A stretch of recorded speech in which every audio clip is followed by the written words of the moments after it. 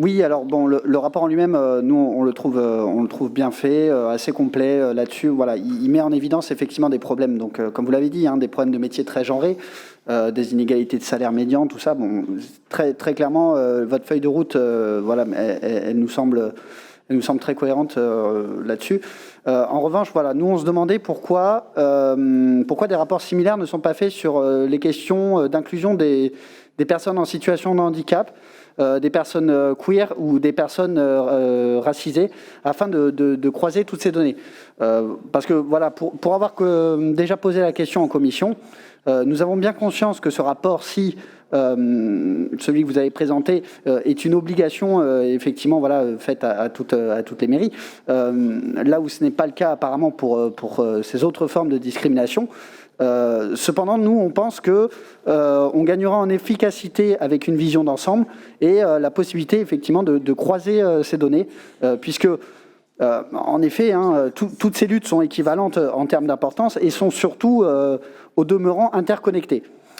Pour ce qui est effectivement du CCAS et des problèmes des fins de remplacement des congés de maternité, voilà, nous, on était sur le lieu de grève au moment où il s'est passé. Hein. Donc, on a même, d'ailleurs, si vous voulez, si on peut vous le donner, le tract de Sud et de la CGT concernant ce problème-là, hein, en sachant qu'il concerne aussi des régressions des conditions de travail.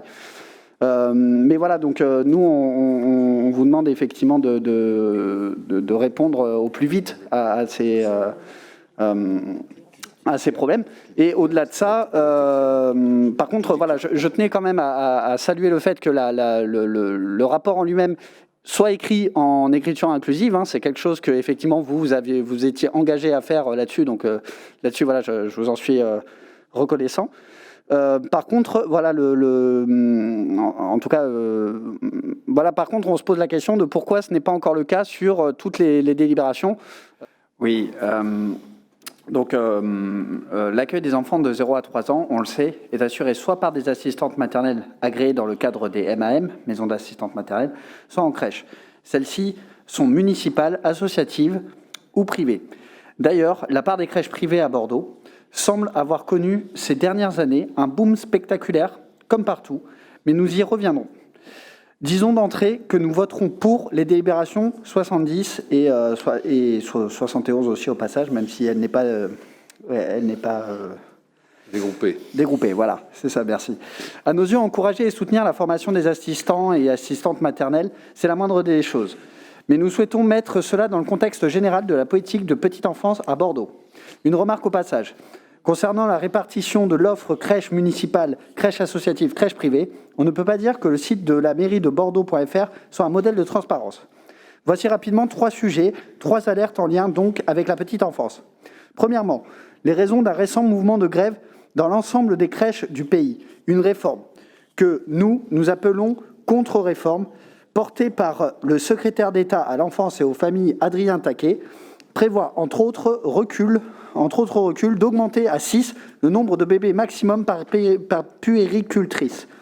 Excusez-moi, j'ai la dyslexie. Jusque-là, c'était 5 quand ils ont moins de 15 mois. La nouvelle majorité bordelaise profitera-t-elle de ce texte quand il sera voté pour dégrader les conditions d'encadrement dans les crèches municipales ou au contraire, peut-elle s'engager à garder les normes actuelles? Concernant les 0-3 ans, présentant un handicap, existe-t-il un état de la situation de l'accueil dans les structures petite enfance de Bordeaux et particulièrement dans les crèches municipales? Troisièmement, enfin, l'explosion démographique de la ville et donc une augmentation de la demande de places en crèche ne doit pas servir de prétexte pour multiplier les DSP qui font surtout le bonheur de fonds d'investissement cupides, au même titre, hélas, que les groupes qui gèrent les EHPAD et l'autre extrémité de la vie. La ville de Bordeaux va-t-elle continuer, comme avant, à favoriser une expansion des crèches privées ou au contraire, va-t-elle renforcer, consolider un vrai service public de la petite enfance ?